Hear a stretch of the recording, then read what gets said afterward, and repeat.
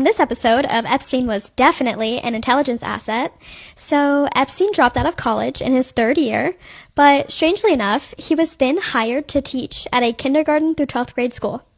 Epstein, as a 20-year-old college dropout, with zero qualifications or relevant experience to the job, was chosen to teach math and physics at the prestigious Ivy League K-12 Dalton School. He was hired by Donald Barr. So who is Donald Barr? Donald was the headmaster at the Dalton School in New York City. He stopped working at the Dalton School shortly after hiring Jeffrey and went to work at another school. Donald served in the OSS during World War II. The OSS, the Office of Strategic Services, the precursor to the CIA. He then went to Columbia after the war ended, in Ivy League, of course, and then went on to teach several different courses and even wrote math and science curriculum books for elementary and middle school-aged students before becoming headmaster of the Dalton School. Donald had two sons, attorney William P. Barr and particle physicist Stephen Barr. William, or Bill Barr, was an intelligence analyst for the CIA from 1971 up until 1977 when he started working with Congress. We might as well not even put an end date to his service. Once an op, always an op, I say. So William, funnily enough, was the U.S. Attorney General under Bush and under Donald Trump's first term.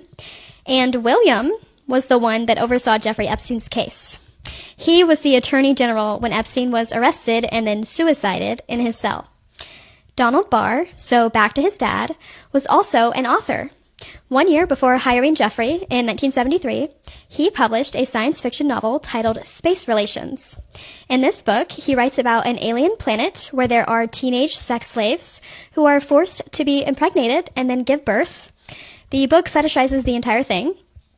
Donald was headmaster at a K-12 school from 1964 to 1974, and then worked at another school.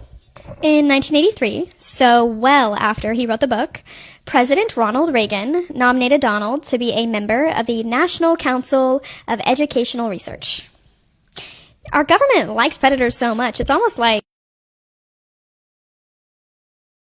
So you have a former OSS, so CIA officer, who then has a son who is in the CIA, and during his son's tenure, he hires someone, Epstein, who has been alleged to be a CIA operative, and he hires this man with no qualifications, no reason.